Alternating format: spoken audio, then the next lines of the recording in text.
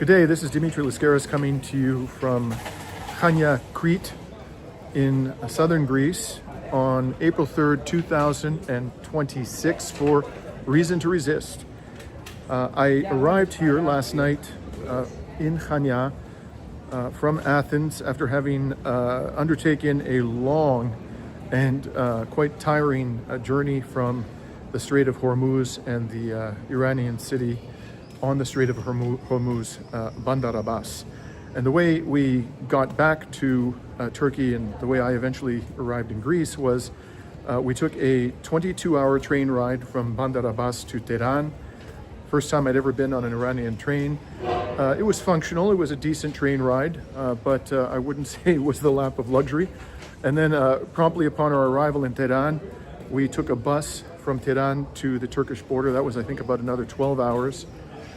And we passed through customs on the Turkish and Iranian sides quite easily late at night, and then took a taxi from the Turkish border, a 1-hour taxi ride to the city of Van in eastern Turkey, a predominantly Kurdish city with a small Turkic population and a significant Iranian population, I'm told, and part of whose reason for being there is to help circumvent these criminal sanctions that have been imposed upon the Islamic Republic by Western countries. But that's another story, and I don't have enough detail to really get into all of that. Needless to say, by the end of this trip, I was a mess because we hardly slept at all during the trip. You probably see it on my face. I probably have aged a good number of years during the past 11 days, partly because the schedule was very grueling, but to be perfectly frank about it, I really didn't want to sleep. Even when I had an opportunity to spend a few hours in a hotel room, I spent half of the time awake and just trying to absorb as much information as I could while I was in the country and share as much of it with the outside world. Because from my perspective, this war against this amazing country, for which I've developed tremendous respect and admiration, it is the most consequential war of our lifetime, and it was a privilege to be able to witness the defiance and resistance of the Iranian people at this critical point, not only in their history, but in our history. So I just didn't want to sleep, and at the end of the day, I probably averaged about 3 hours a night. I am going to take some time to catch up, but I wanted to take this opportunity to sort of give you a summary of what happened in the final days and where I think this war is heading, at least touch upon that subject, and tell you why I'm here. Let's start with why I'm here. I came to Chania because there's good reason to believe that the U.S. naval base at Suda Bay, which is just a few kilometers from where I'm standing, is playing a critically important role in this criminal war of aggression. Shamefully for the Greek people, with the consent of the conservative government of Kyriakos Mitsotakis, somebody about whom I have had much to say on social media over the past year. He has not only rendered himself and his government complicit in this war, but in all of the wars of aggression being waged by Israel in the region over the tenure of his government. And in particular, he has the blood of Palestinian children on his hand, this criminal, Kyriakos Mitsotakis. And if there were any justice in this world, he would be tried for war crimes at The Hague and be tried by a Greek court for treason. Because by aligning us with these monsters, he has betrayed the state of Greece. Again, that's another matter. In any case, I wanted to investigate what is going on here, and it seemed like an appropriate time to do that, having just come from the Islamic Republic. And my original plan, to be perfectly blunt about it, was to try to get as close as possible to this military base over the next few days and see if I could document for the benefit of not only Greeks but the broader world what is going on there, but not knowing the sort of the lay of the land here. I really don't know it particularly well. It's been a long time since I've been in Crete. I consulted with some comrades in the anti-imperialist community here, and I was referred to somebody whom I'd never spoken with before. To respect her privacy, I'm not going to name her, but she was described to me as a legend in the anti-imperialist movement, and I was urged to consult with her before deciding how to go about this investigative task here in Chania. So I called her, and she gave me generously a lot of her time, and By the way, she was herself, I'm told, tortured by the junta of Papadopoulos in the 1960s. This was a dictatorship that was installed into power by the CIA. Papadopoulos was in fact a CIA agent and a Nazi collaborator. Why did they do that? Because Greece was on the verge of electing, they thought, the CIA a moderately left-wing government, but that was too much for them to stomach. So they inflicted upon the Greek people a Nazi collaborator and vicious tyrant for 4 or 5 years, and she resisted that, and I'm told she was tortured as a result. In any case, she delivered to me some unfortunate news. She told me that I should stay away from the military base because based on prior experience, there was a good chance that they would arrest me for espionage if I tried to get anywhere close to it, and especially if I tried to videotape, even from public lands, what was going on there. And she said the fact that I had just returned from Iran made it particularly dangerous, and so she urged me not to do that. As a result, I'm no interest in, getting tossed into the Huzgau by this complicit Greek government on some bogus charges of espionage. My purpose in coming here is strictly journalistic. I don't work for any government. I'm not an agent of any government, but that's not going to deter these idiots and these scoundrels from leveling an allegation of that kind against me. And in any event, I doubt that I would be able to get much in the way of video footage and photography from getting close to the outer edges of this military base. So what I'm going to do is talk to people here who live here, who are part of the struggle against the presence of the U.S. military on this island, and try to learn from them what is going on here, and I'll be reporting about that in the days ahead. So, by the way, that's the Mediterranean Sea right there. So, I want to talk to you a little bit about my overall impressions of Iran. I spoke to I wasn't keeping track, but I had some interaction, meaningful interaction with, I would guess, about a couple hundred people while I was there. And I personally did not hear anybody criticize or condemn the Iranian government. I heard nothing but unmitigated contempt and scorn from Iranians about the idea that the United States and Israel are trying to liberate the Iranian people. There was universal derision of the clown prince Pahlavi, the son of the Shah, and really outright hostility to the notion that Iran's government should negotiate with these perfidious criminals in Washington. That was these sentiments, as I say, I heard this from every single person that I interacted with. Now, I'm sure that there are people I didn't meet who are hotly opposed to the Iranian government, but they never crossed my path. And I had the impression that everybody who spoke to me and expressed the views that I just outlined was being completely sincere. Now, one person in our group he went off on his own and started speaking to some people in a shopping mall in Tehran, one of whom was a young woman who was having a cup of tea with her boyfriend. And she did express to him criticism of the government, saying that it was imposing its religious views on secular people like her. But she herself also went out of her way to say that she was adamantly opposed to the Israeli-U.S. attacks on her country. That is, as far as I know, the only person that any of the people in our journalistic contingent interacted with who criticized the government. Again, this is not to say that there aren't people in Iran who are critical of the government and who oppose it, and I'm sure that some portion of the population would like to see it overthrown. There's, a good bit of reason to believe that. But the idea that this is the majority sentiment or the overwhelming view of the Iranian people was not at all borne out by my experience over these past 11 days. I don't have any formal polling data to show you. Hey, maybe my experience is not representative, but that's what I saw and heard. I also, on a personal level, was deeply moved by the reception I received from the Iranian people. There was a point in the trip where we visited a 3-year-old girl in a hospital in Isfahan, whose entire family had been wiped out. in a bombing raid by the U.S.-Israeli criminals. She was lying in a hospital bed with a ventilator.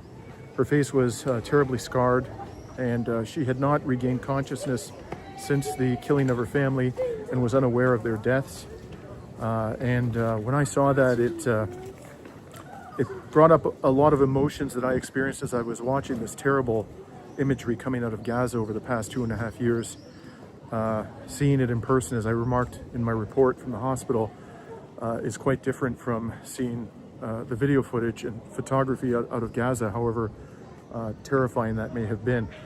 And as a result, I broke down in tears.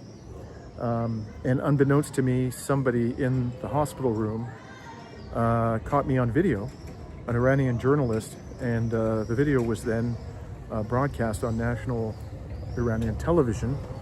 And the way that I learned of this, nobody told me about this at the time in our entourage. I learned about it because a couple of friends from the Iranian Canadian community who were watching, they were monitoring Iranian television during the war, sent me emails and said that my tears had caused them to shed tears, and they thanked me for my compassion for the young girl.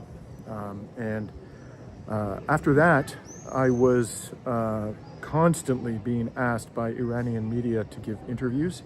I probably spent about half my time during the second half of the trip giving interviews. Maybe not quite that much, but there were a lot of them. I lost count of them. And, many of them were broadcast on national television in Iran. And by the time I got to the third last day, I would say, of this 11-day voyage, people were coming up to me in the street, in the train station, in restaurants that we stopped at while we were busing to our next destination. And they said they recognized me from Iranian television, and they hugged me, and some of them said, we love you. They actually declared their love and affection for what I and the other journalists in our entourage were doing. And in the course of those interactions, some of them went out of their way to say, tell the people in the West that we are prepared to die for our country. There was one man I remember on the train who was very affectionate, a 64-year-old man. And as soon as he saw me, he hugged me, and he said, I want you to know I fought for 5 years in the Iran-Iraq war, and even at my advanced age, I'm ready to take up a gun and to resist the aggressor if and when they try to invade my country. This was a sentiment I heard across the board. I saw multiple, I probably 15 to 20 demonstrations over the course of the 11 days in various Iranian cities in support of the state, condemning Pahlavi, condemning Israel and the United States, demanding that the government not negotiate with them. What I saw there was a united nation, a proud nation, and a determined nation. And on the other side of the coin, one smells the rank stench of defeat coming from the halls of power in the West and in Tel Aviv. Just to give you a few examples, I've been monitoring social media today. It appears that a warplane was shot down, another one, over Iran, and that one or more pilots ejected. And all the reports indicate that the Americans have sent in helicopters and a refueling aircraft to try to recover them. The Israeli military has said to the Israeli media, this is a separate piece of news, I just saw today, that they don't think it's possible for them to disarm Hezbollah, and that the Lebanese government is going to have to do it, which is of course a pipe dream. The Lebanese government can't do it and won't do it, and the Israelis know this perfectly well. So this is basically an admission that the Israelis are not going to be able to disarm Hezbollah, and that nobody is going to disarm Hezbollah. And this is 6 months after that vile war criminal Benjamin Netanyahu gloated at the UN General Assembly that he had crippled Hezbollah. Hezbollah appears now to be stronger than it has been at any time during the genocide in Gaza. And then I saw a report from an Israeli soldier who was masking his face. I think he was speaking to Israeli media, but he was saying that it is in fact the case that the Israeli military is on the verge of collapse. There was an article in Time magazine over the past 24 to 48 hours, which the headline of which is something like, inside the White House's effort to, extract itself from the war against Iran. And it went on to talk about how trusted advisors of the Donald approached him in the third week of the war with polling data saying that the American voters are about to become even more opposed, and by a wide margin, to the war than they were at the outset, and that he'd better find a damn way out of it.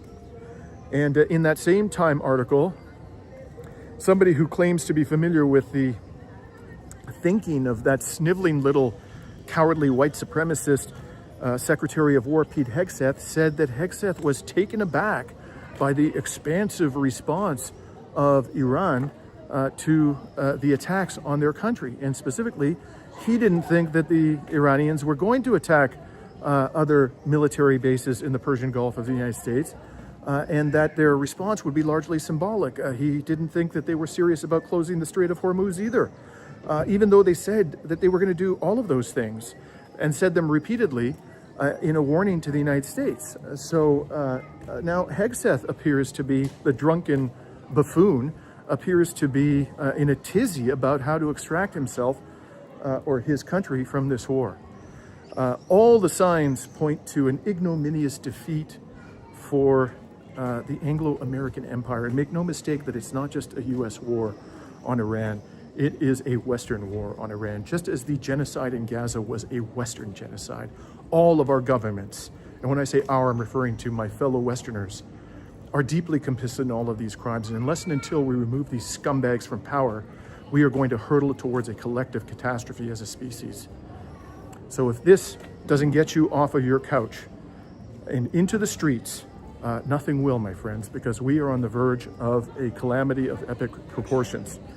Which brings me to the next point I want to make, maybe my most important point about what I took away from my time in Iran, and that is there's no military solution to the closure of the Strait of Hormuz. You can forget about it. The United States, this is precisely why Donald Trump is demanding that his vassals take over that task, because even he has managed to grasp that it can't be stopped. You don't have to send naval vessels into the narrow Strait of Hormuz. The Iranian military doesn't have to do that in order to drastically reduce the amount of traffic going through the strait. And they don't have to cut it off completely to tank the global economy. All they have to do is drastically reduce the amount of oil and gas that's going through the Strait of Hormuz.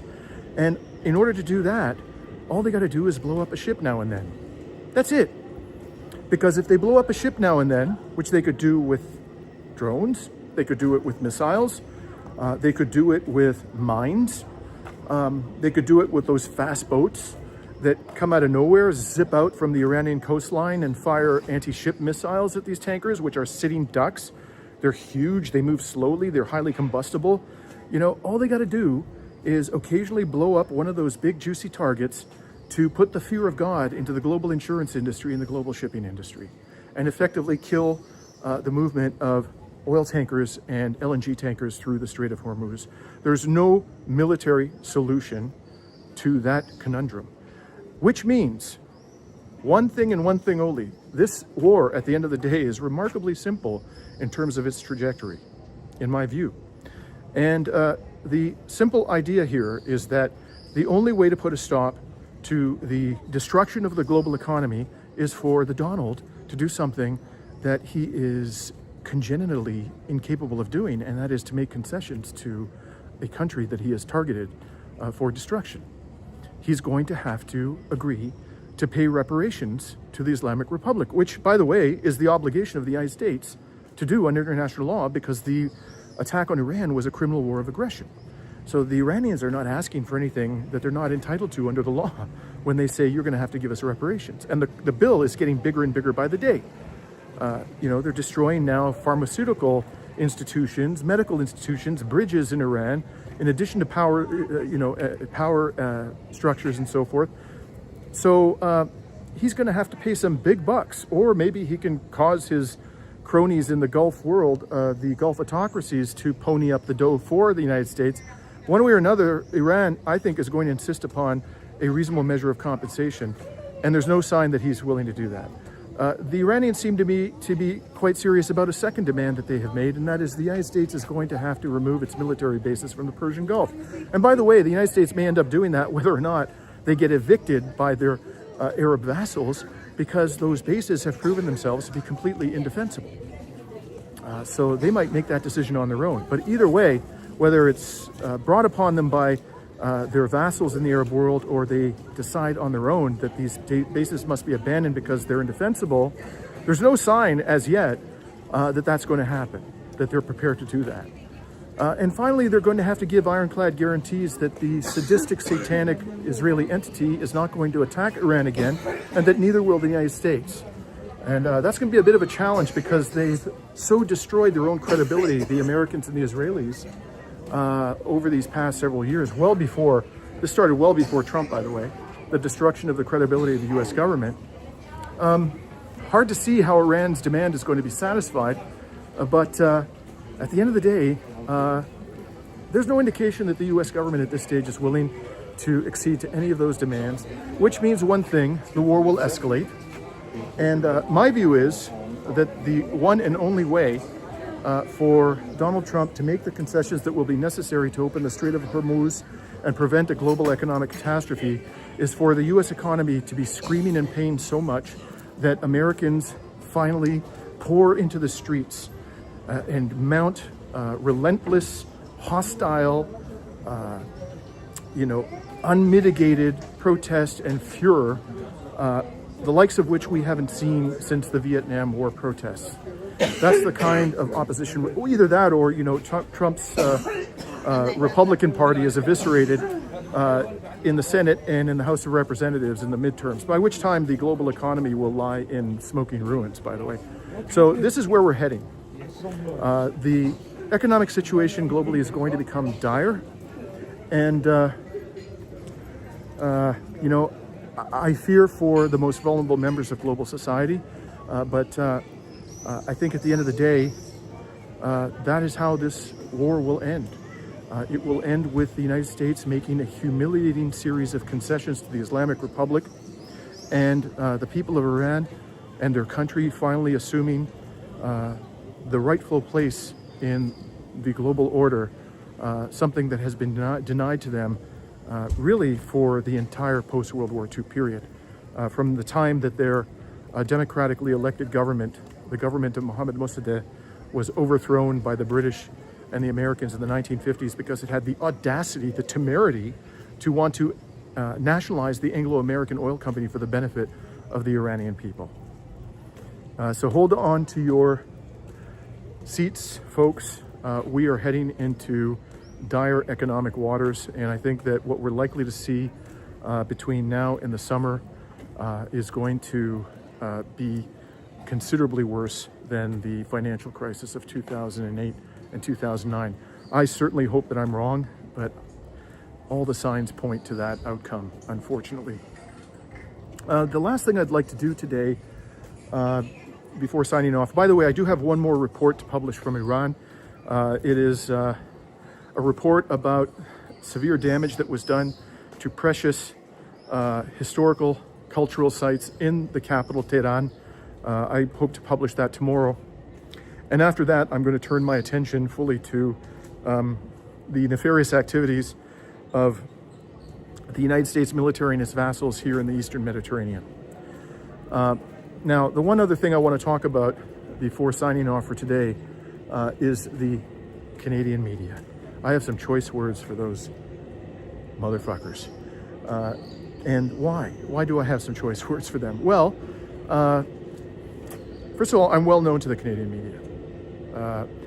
From 2006 to 2016, my full-time activity was to prosecute securities class actions in Canada against companies that were well known to the capital markets.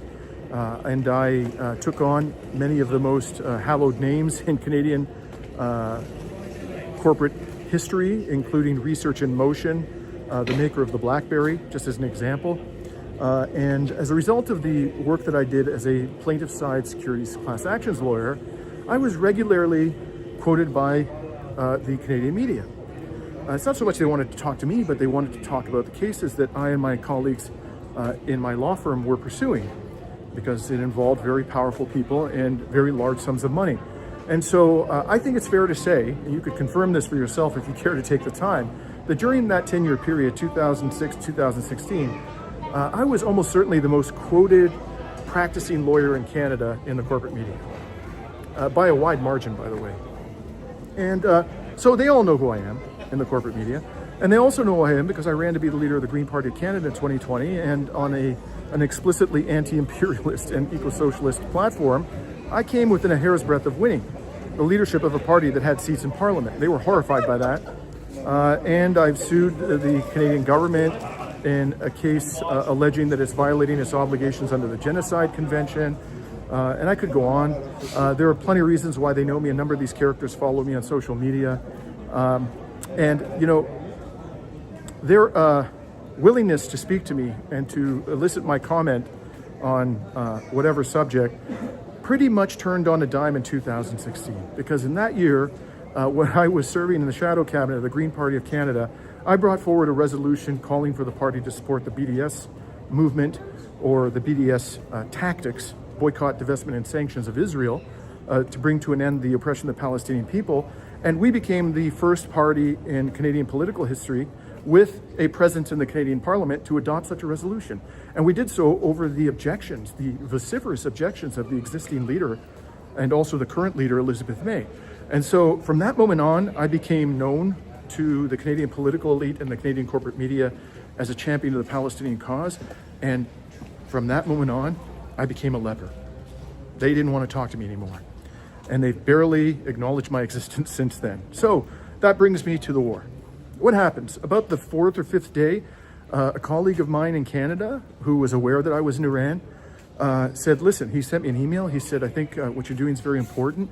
I've got a list of 230 Canadian reporters. Let's send them a press release, because there's no one or almost no one from the Canadian corporate media in Iran. I don't think there's actually anybody. And so I said to him, okay, that's fine. You know, I wasn't hopeful that this was going to result in any meaningful interactions between me and the Canadian corporate media, but what's the harm? So we put together a press release, and he sent it out to all these people. And almost at the same time, a friend of mine who's pro-Palestinian, a former lifelong civil servant in the Canadian government, who's respected despite his pro-Palestinian activism, he's respected by the corporate media in Canada because he was a lifelong civil servant, and he's moderate in the way that he expresses himself, much more so than I am.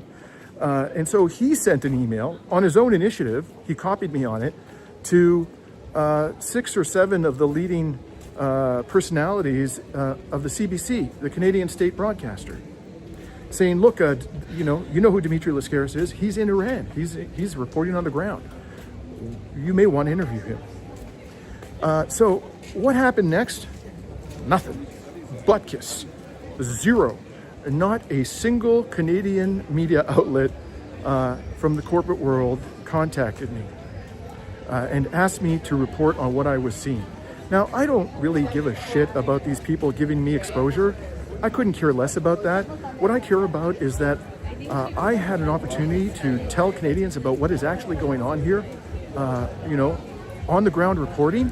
And I was quite happy to do it for free. I wasn't paid anything to do this work other than our monetization of our YouTube channel. You know, I paid my own expenses. I wasn't looking for any money from them. I just wanted to have a chance to communicate more broadly what I was seeing in the country, and not a single one of them took up the opportunity to contact me, even just to interview me off the record. Nothing, nada, zero. Meanwhile, I have been interviewed since going to the Strait of Hormuz by a major Japanese media outlet. I just had a 1.5-hour interview with them today. I have an interview set up with a large media organization in India. I have been quoted, and my video of a war crime, evidence of a war crime, has been published by the New York Times and the Washington Post. I'm going to be doing an interview tonight on Greek television. I've already done an interview, a voice interview with a Greek television station. I have been contacted as well by multiple media organizations in the Arab and Muslim world. And yet, in my country, in the country in which I am best known, where the Canadian corporate media have a lengthy, awareness of my activities and many interactions with me over the period of, more than a decade, there has been absolute silence, which just goes to show what a disgusting, putrid cabal of prostitutes the Canadian corporate media are. I mean, these people, they couldn't tell a scoop if it walked up and slapped them in the face. They are cowardly in every sense of the word. And the more I learn of them, the more contempt I have for them, frankly, and the more embarrassed I am to be a Canadian. Because this is a very important institution to this very day in Canada that continues to exercise, sadly, significant influence over the Canadian population. Anyways, one other word I want to say about Canadian politics before signing off. Avi Lewis has won the leadership of the New Democratic Party of Canada. Some of you may have heard of Avi Lewis before. Many of you will have heard of Avi Lewis. He is a documentary filmmaker. I think one of his most important works was This Changes Everything. He is the spouse of Naomi Klein. His father was a respected figure in social democratic politics in Canada. He has won the leadership of the NDP, and by a wide margin, I might add. I know Avi personally, not particularly well, but I do know him personally and have spoken to him in the past. And I allowed my membership in the Green Party of Canada to lapse months ago because I was so appalled by its support for the war machine and Elizabeth May's constant compromises. And, once Eve Engler was excluded from the race, a friend of mine, a fierce voice for anti-imperialism and social justice in this country, he was excluded unjustly from the race. But at that point, I decided, what the hell, I'm going to join the NDP and vote for Avi. Because Avi, I think, at this stage is the best hope we have in Canadian politics. I wish Avi well. I hope very much that Avi will be true to his principles. But I think the acid test is going to be whether Avi Lewis will come out strongly and unequivocally against NATO, against the NATO proxy wars, including in Ukraine. I know he is a passionate supporter of the Palestinian cause, and he deserves kudos for that. But it's all one big war machine, Avi. You can't really oppose what is being done in Palestine without opposing NATO, without opposing the Ukraine war, without opposing the military-industrial complex, and without opposing this criminal war of aggression on Iran. So, my friend, if you're listening, buckle up, prepare for the flak, but be true to your principles and stand against the war machine. I have no doubt that you will be rewarded handsomely for this by people of conscience in Canada, rewarded politically, I mean, with their support and their admiration. And if by any chance Avi goes astray and does what every NDP leader of my lifetime has done, and that is sell out, well, sadly, I'm going to have to take up the task of calling him out on it. And let us hope that that doesn't happen. Avi, you're a better man than that. Please prove it to us. With that, I'm signing off today, my friends. And the next time you hear from Reason to Resist, it'll be our final report from Iran. And then we'll be reporting on the ground about the nefarious activities of the U.S. military in the Eastern Mediterranean. Signing off today on April 3rd, 2026.